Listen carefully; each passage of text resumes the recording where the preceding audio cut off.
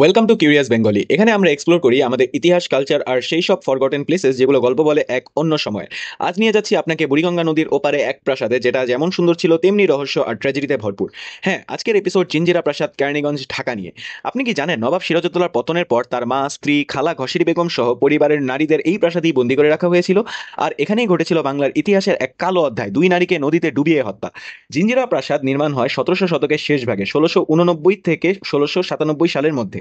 মুঘল সুবেদার ইব্রাহিম খান ফতেহ জঙ্গ এটা তৈরি করেন নিজের অবকাশ যাপন ও প্রমোদ নিবাস হিসেবে। জিঞ্জিরা নামটা এসেছে আরবি শব্দ জাজিরা থেকে, যার মানে দ্বীপ, কারণ এক সময় প্রাসাদটার চারপাশে পানিতে ঘেরা ছিল। কিন্তু সময়ের সাথে এই প্রমোদ নিবাস পরিণত হয় বন্দি শিবিরে। ও 1757 সালে পলাশি ওয়ারের পর সিরাজউদ্দৌলার পতন হলে তার স্ত্রী লুৎফুন্নেসা, মা আমেনা বেগম, খালা ঘসির বেগম সহ পরিবারের নারী সদস্যদের এখানে বন্দী করে রাখা হয়। 1760 সালে মীর জাফরের ছেলে মিরনের নির্দেশে ঘসিরি বেগম আর আমেনা বেগমকে নৌকায় করে নদীতে ডুবিয়ে হত্যা করা হয়। এটা ছিল বেঙ্গল হিস্ট্রির এক ভয়ঙ্কর ঘটনা। আর্কিটেকচুয়ালি জিঞ্জিরা প্রাসাদ পিওর মুঘল স্টাইলে তৈরি।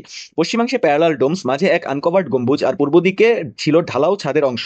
একসময় প্রাসাদ ঘিরে ছিল সুন্দর বাগান, দেশীয় গাছপালা, আর লোকাল লেজেন্ডস বলে এখানে নাকি লালবাগ কেল্লার সাথে এক আন্ডারগ্রাউন্ড টানেল ছিল, যদিও এর কোনো প্রুফ পাওয়া যায়নি।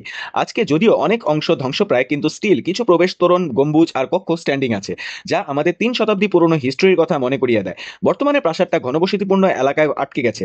মডার্ন দোকান আর ঘরবাড়ির কারণে এর ঐতিহাসিক বিউটি অনেকটাই হারিয়েছে।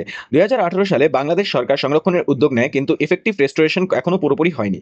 তারপরেও জিঞ্জিরা প্রাসাদ শুধু ব্রিক্স আর ডোমসের স্ট্রাকচার নয়, এটা উইটনেস করেছে নবাব পরিবারের বন্দিত্ব, ষড়যন্ত্র আর মৃত্যুর ইতিহাস। এটা আমাদের কালেকটিভ মেমোরির অংশ।